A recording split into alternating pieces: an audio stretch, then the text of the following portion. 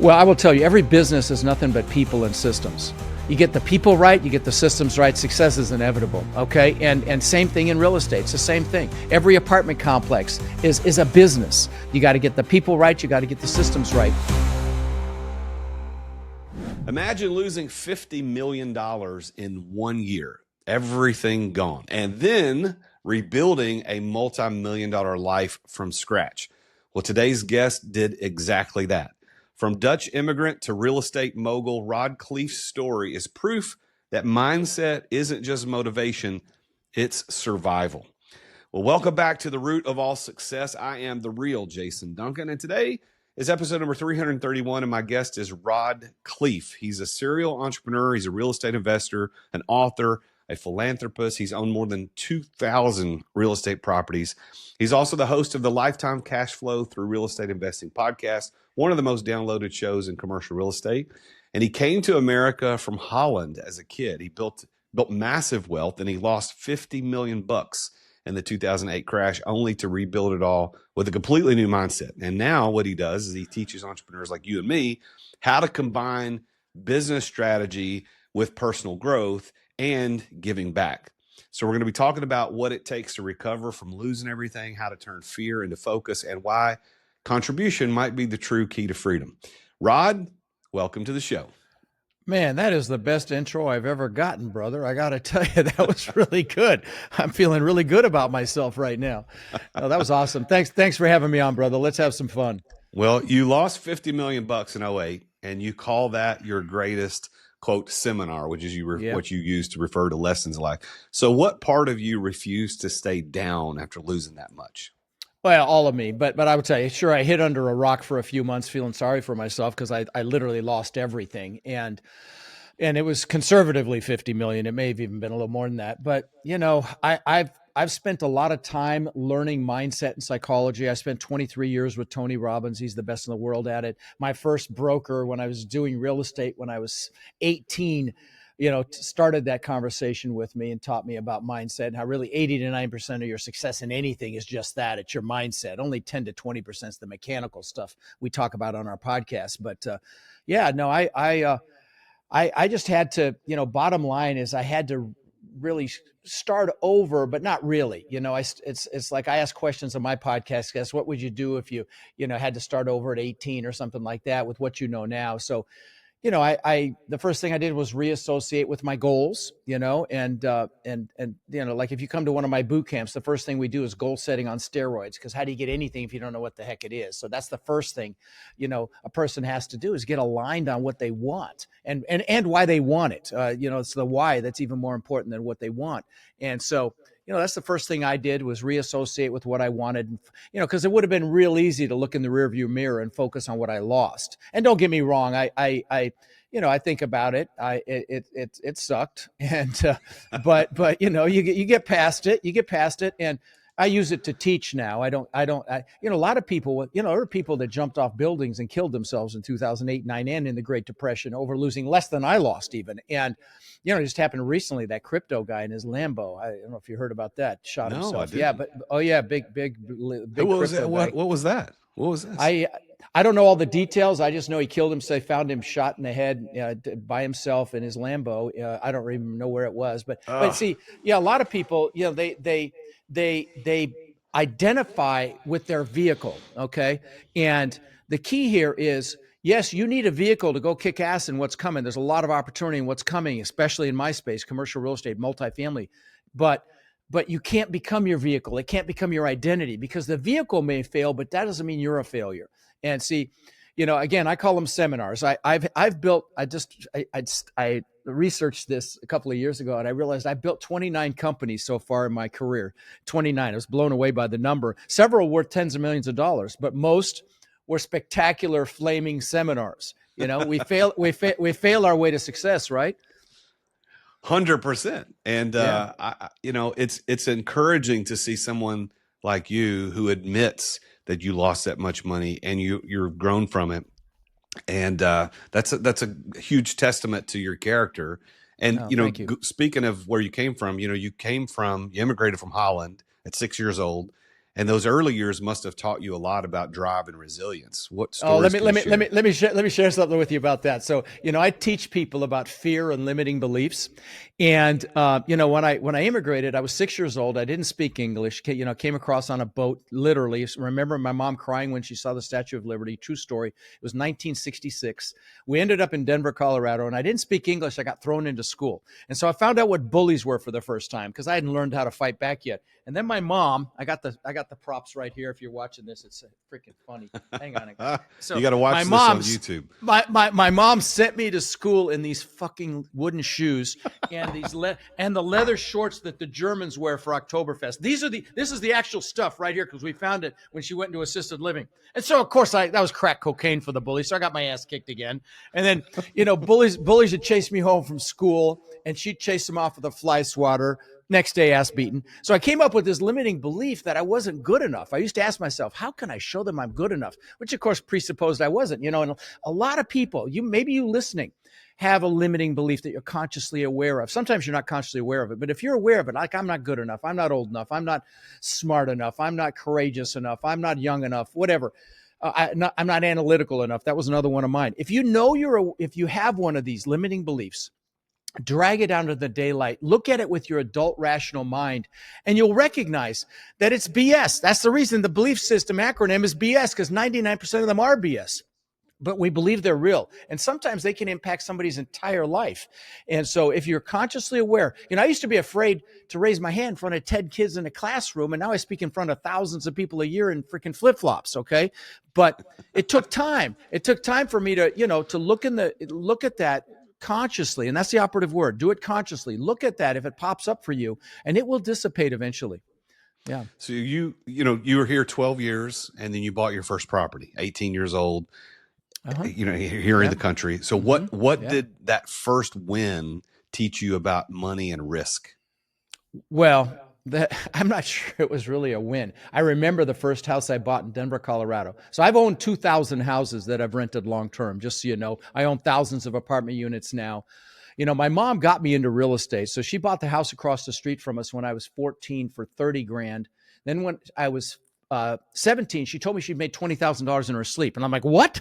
This was when 20 grand was a lot of money, mind you. You made 20 grand, you didn't do anything? I'm like, screw college, I'm getting into real estate. So I got my real estate broker's license right when I turned 18, okay? So I was a broker. I could have my own office. They got smart now. You need some experience to be a broker, but I did it with education. And my first year in real estate, I made about 8 grand. My second year, 10 grand. My third year, I made over $100,000, which back in 1980 was some real money. And what happened was I started buying houses instead of listing them and selling them. And the first one I bought, you just brought up the first one. The first one was this flat roof, 100-year-old piece of crap that a cat woman had lived in. And I remember personally going in the crawl space, spreading a lye to try to get rid of the smell, spraying Kills block on floors, ceilings, and walls to try to kill the smell. I still didn't kill it, but I think I made a couple of bucks on that house. But I ended up buying 500 houses. I ended up buying 500 houses in Denver that I rented, which I sold to buy in Memphis and Florida. But anyway, yeah, no, that's the first one. Well, so you've talked about visualization, and you actually say that changed everything for you. So what's one moment where that truly paid off? Well, I don't know if I can think of one moment because I've used it so much. I tell people, do your goals. And by the way, if you haven't done your freaking goals, go to my link tree. I do a goal setting session. It's on my link tree. It's at the bottom. There's a guide you can download. I'm not going to try to sell you anything. It takes about an hour. Have your spouse do it. Have your kid, if they're over 10 years old, do it. See, people spend more time planning a freaking Christmas party, Jason, than they do designing their lives. Doing your goals is designing your freaking life. So if you're listening, my link tree is rodslinks.com, or you can text links to 72345. There's a bunch of free stuff there, but the goal setting is there. You got to do your goals, because that's how you create that burning desire and hunger to push through the limiting beliefs and the fear and all the crap you encounter, or maybe you're comfortable. And Jason, the comfort zone's a nice warm place and nothing freaking grows there, right? So, you got to do your goals. But, I don't know that I had any epiphanies in the manifestation, because I pretty much do it most mornings. I'll sit in my recliner and I'll think about I'll do gratitude. It starts with gratitude. It's the most powerful emotion we have available to us. I just do gratitude for the people in my life, the people I love, the things that I'm, proud of. And then I'll do gratitude for my goals, and I'll as if I already have them. And sometimes I get emotional being grateful for things I don't even have yet. And I know I lost some of you analytical ones on that, but this is how I had 50 million to lose and how I got it back. So ignore it at your peril is all I can tell you, but because it freaking works. And, you could call it prayer, but when the key to manifestation is to visualize as if you already have it with gratitude, like it's there, it's done. And that's just the way it works. If it's God, whatever it is, that's just how it works. So. Well, in '08, when you realized everything was gone, Mm-hmm. what was your first move to start over? Because you did say that you spent 6 months kind of feeling sorry for yourself. Oh yeah, We all it may not have understand been quite that long. But yeah, I was under a rock with my eyeball poking out, feeling sorry for myself. But the first thing I did was my goals. Okay, so that was number one. I reassociated with what I wanted rather than focusing on what I lost. The next thing I did is I made a decision. Okay, and I don't mean and if you're listening, these are the kinds of things you need to do to either get started or recover from something like I did. But I made a decision. Okay, no more pity party. Get off your ass and go make something happen. And when I say decision, I don't mean dip your toe in the water. I don't mean 1 foot in, 1 foot out. It is freaking done when you make that decision. And once you make that decision, you're like a train on a track. You're committed. And if you haven't made a decision, you're going to get knocked off track. Okay, motivation will get you started, but that commitment's what's going to bring you home. And so. That's what I did. And just a great analogy for a real decision is if you're going to attack the island, you burn your ships because you're taking their freaking ships home. That's a decision. It's done. And that's the next thing I did. I decided, okay, no more of this. And then the next piece is you got to take that first step. Dr. Martin Luther King says, take that first step in faith. The next step will be revealed. You can't see the whole staircase. And I'm mostly speaking to the, introverted analyticals that are listening or watching this, because you know who you are and I love you and you're some of the most successful people in my business. But you know how you have to check off every freaking box before you make a move?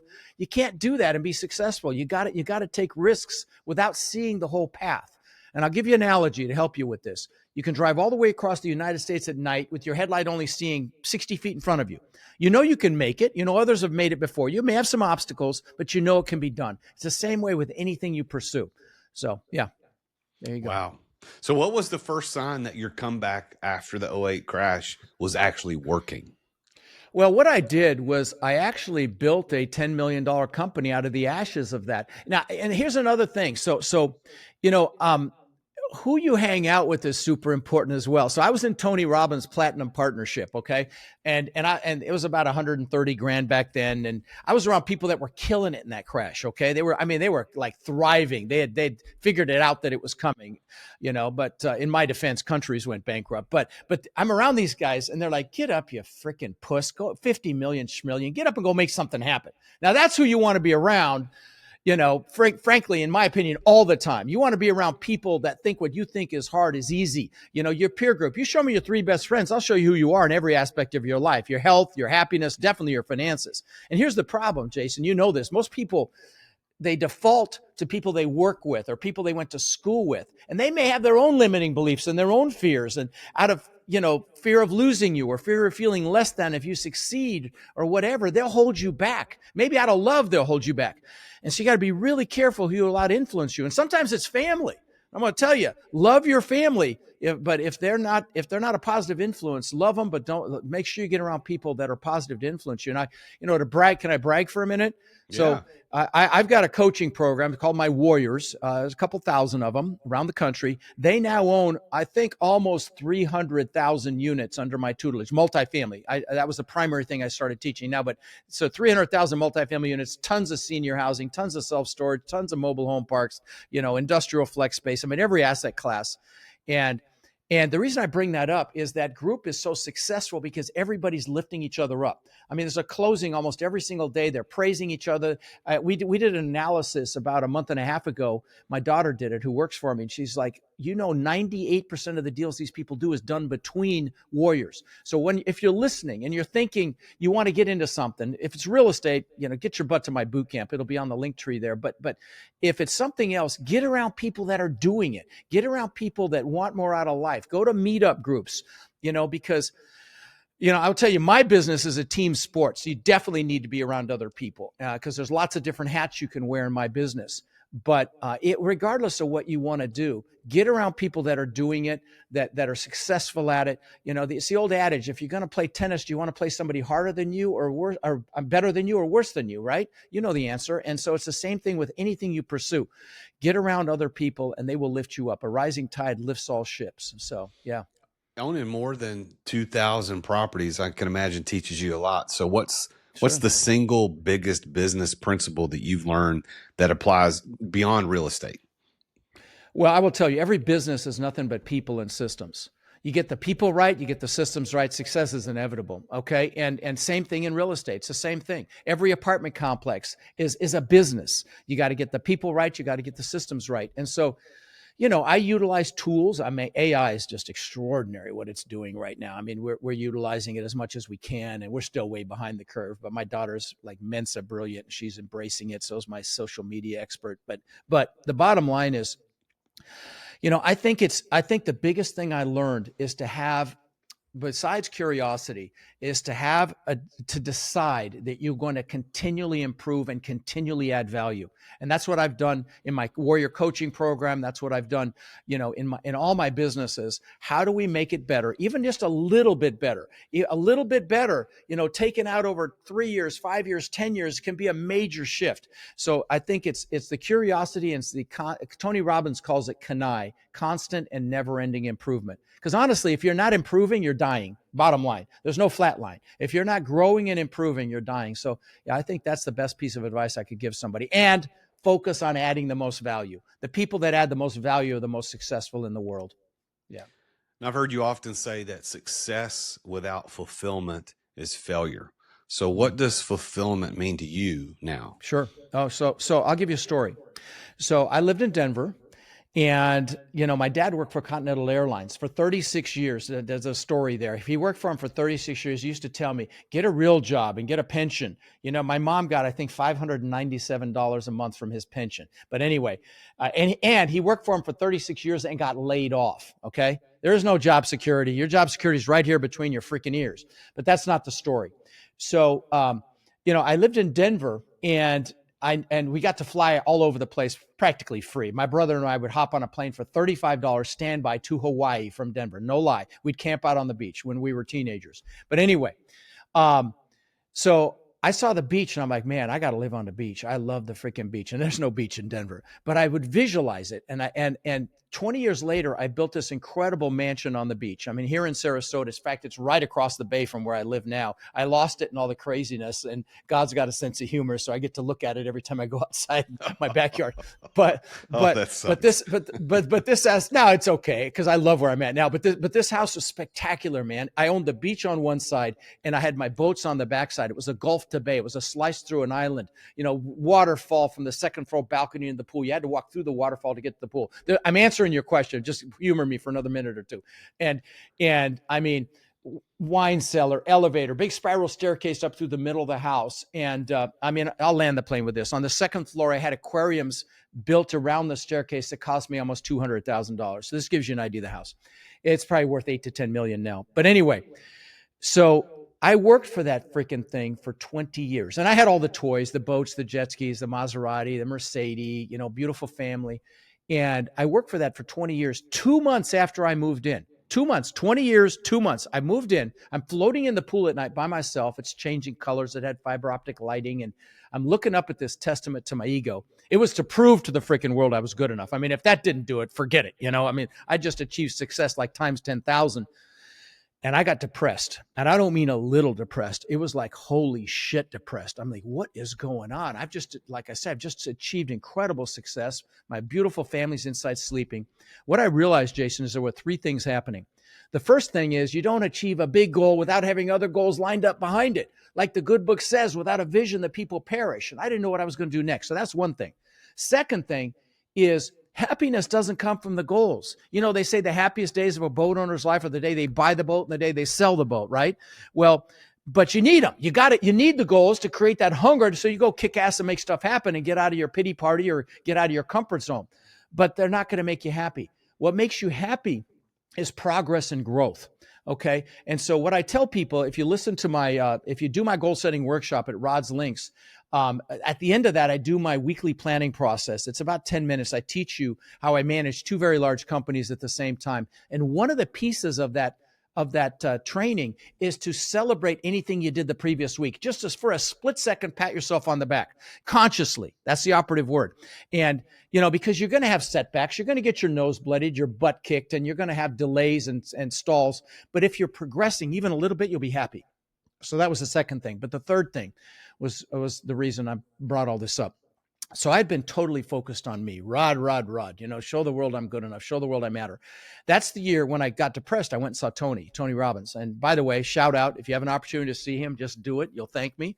But I found out that he fed families for the holidays. And I'm like, what a concept. Do something for someone else instead of feeling sorry for yourself or trying to prove something for yourself. And so I called my brother in Denver and I said, bro, let's feed 5 families, because I was going to go visit him for Thanksgiving. So he called his church and he found 5 families that really needed help. We bought food, frozen turkeys, toys if they had kids, and it was a lot of fun. And the third family changed my life, brother. We go up to this house and it was like a shack, 100-year-old shack. It wasn't even a 1-bedroom. It was a crappy 1-bedroom. And there was a Hispanic woman living there with 5 kids. And she came out, she saw the stuff on the porch. She started crying. Her kids came out, 2 of the older ones started crying. And I was hooked, man. And by the way, don't tune me out right now, guys. If you want success, stay with me here, okay? Because this is a big secret to success. So, and I'm not bragging here. Please know that. I'm trying to inspire you to take advantage of this dynamic. So, over the last 26 years, I've actually fed over 150,000 children, not 130. We need to update the bio.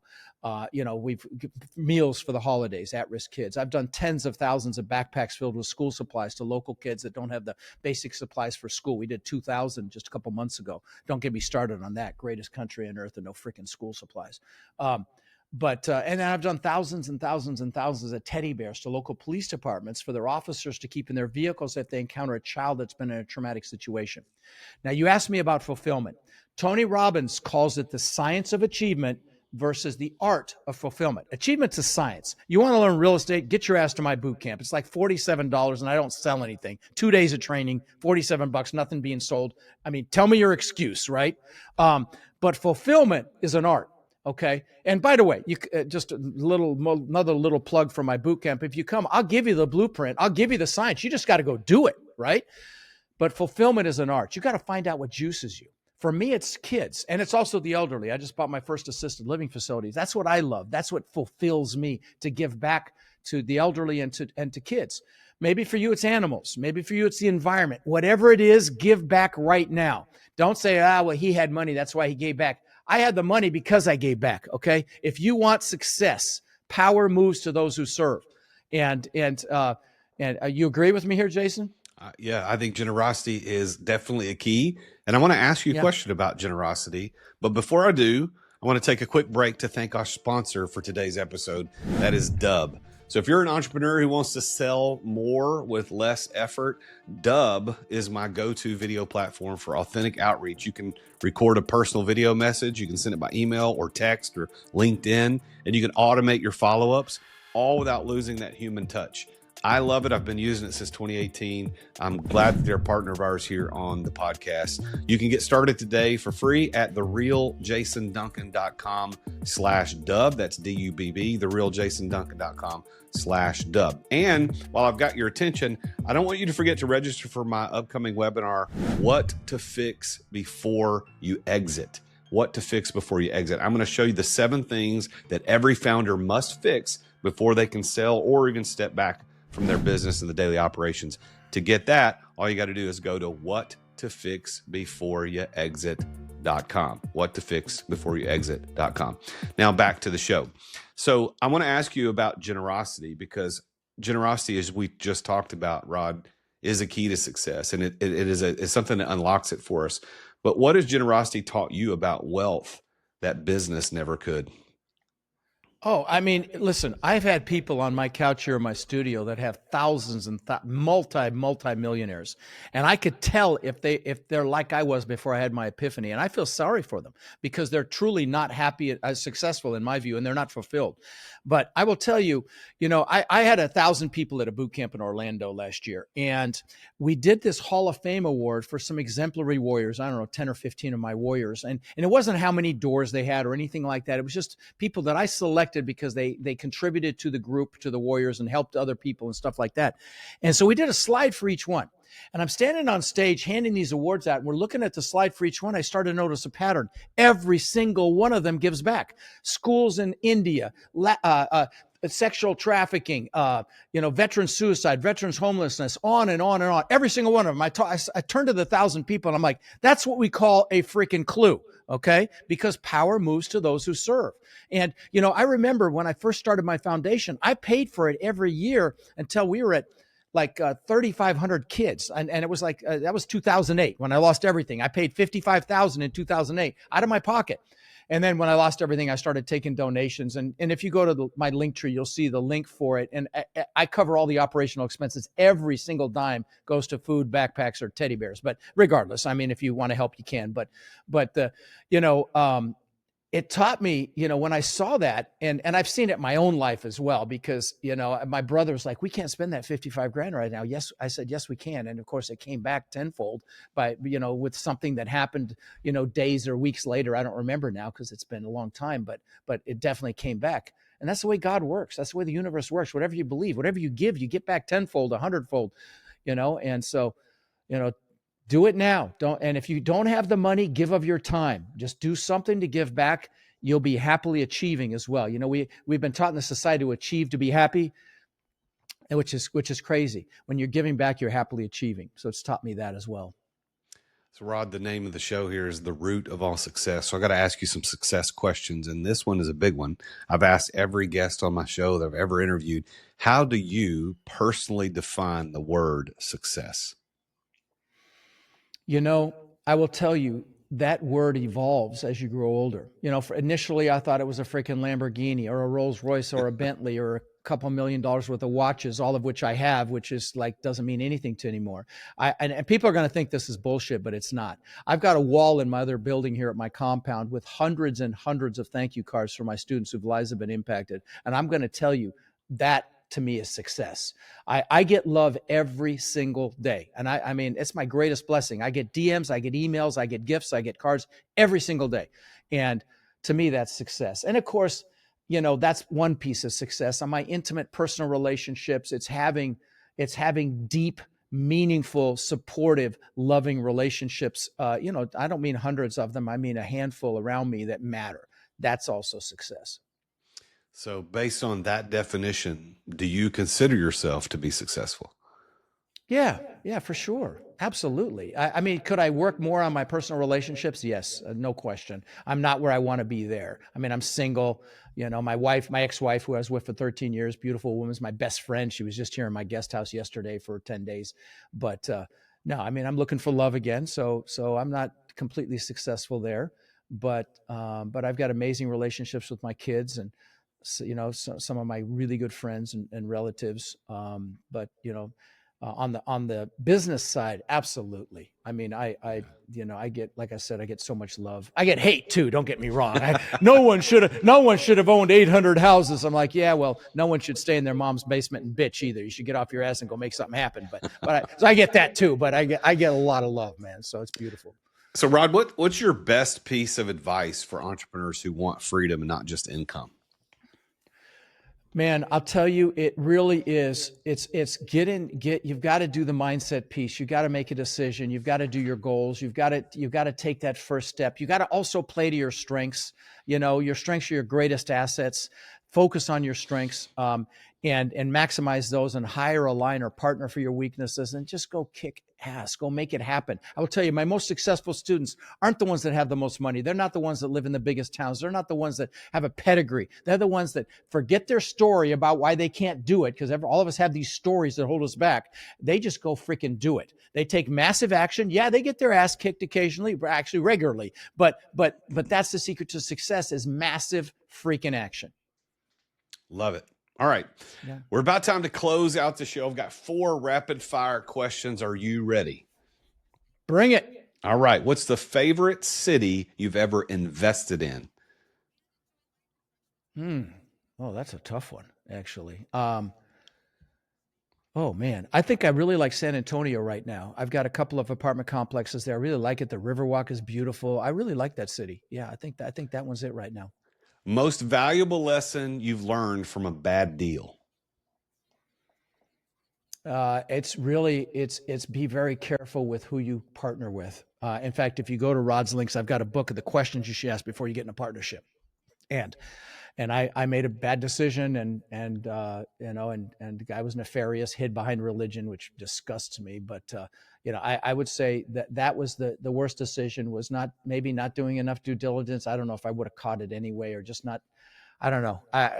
Partnerships are tough, but in our business, you're going to have them. In commercial real estate, you're not going to buy a bunch of stuff by yourself. It's going to be in partnership. So just be very careful. Trust your gut as well. Your gut's so powerful. It can pick up on micro nuances. If something doesn't feel right, trust it, because it's not right. So I think that's the most valuable lesson. A book you recommend to anybody who's chasing success? My love language is gifts. And so if you haven't read the 5 love languages, I had the author on my show. That was a real treat, because he doesn't interview much. Hal Elrod's Miracle Morning. I give that book away to my students. I've had him on the show a couple of times. The Gary Keller's One Thing. Blessed to have his co-author on the show. I'm picking books. I give a lot of books to my students. The Slight Edge, those little decisions you make every day that traject your life up or down. They don't mean much that day, but over time, they're really impactful. Probably the biggest book that I've given away, probably over 8,000 physical copies, I'm not exaggerating, is Think and Grow Rich. That's a book you should read 2 or 3 times a year. 100% agree there. It's right here over my shoulder. Yeah. Big fan of Napoleon Hill. Have you read Outwitting the Devil? Oh, yeah, of course. It's also a very, very good book. Rod, last question. One word that describes your comeback.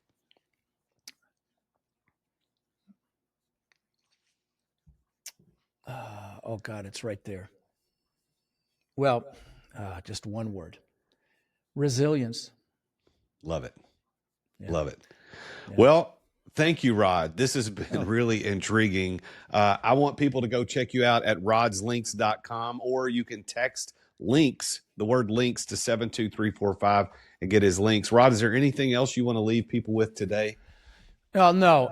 Listen, if you like it, the thought of there's incredible opportunity right now in real estate, because a lot of operators are in trouble because they got high interest rate debt or adjustable rate debt that's now high. So if there was ever a time to get into real estate, it's right now. And my boot camps, like I say, are like $47. If the price is more than that, let me know. DM me, because all my social is on the link tree as well. And just let me know you saw me on Jason's show, and I'll get you that price, because it goes up. But I would just take freaking action, and that's pretty much it. Unless you freaking love where you are right now, don't be in the same place you are right now 2 years from now. Go make something happen. Get off your ass, make it happen. And that's it. Well, thanks, Rod, for being on the show. We're going to put all of your contact information in the show notes. So, listener, thank you for being here. Thank you, Rod, again, for being on the show. And there you have it, another very successful entrepreneur about a journey through failure back into success, from wooden shoes as a kid, 6 years old, to now living in multi-million-dollar mansions. This can happen for everybody. And you know what? You're probably going to lose most of it along the way. But that doesn't matter, because it's going to come back. And how does it come back? Rod explained to us the key is generosity. And you know what? If I'm having to be transparent, honest with you as my listeners, that's something that I aspire to be, a spectacularly generous person. And I try to find places where I can be generous, but I also see the gap between what I want to be and where I am today. So Rod has given me some inspiration to maybe lean into that a little bit more. And hopefully you, Mr. and Mrs. Listener, you also lean in generosity more. But thank you for listening to the show. Thank you for tuning in. Thank you for subscribing, leaving reviews. Go check out Rod's show as well. All those links will be in the show notes. Until next time, as always, I am the real Jason Duncan, and Jesus is King. Attention business owners. Attention business owners. Feeling burnout from running your business? Uncertain if you're nearing burnout? Take our free 10-question business burnout test at businessburnouttest.com to discover where you stand. With just 10 quick questions, you'll learn how to immediately begin making changes to regain freedom and success. Cut your daily operations time in half. Improve your quality of life and prepare your business for your future exit without losing revenue or profit. Visit businessburnouttest.com now and take the test. Thank you for listening to another edition of The Root of All Success with the real Jason Duncan. If you've enjoyed this week's episode, visit therootofallsuccess.com to access the show notes and other helpful resources. Follow Jason on social media at The Real Jason Duncan. See you again next time here on The Root of All Success.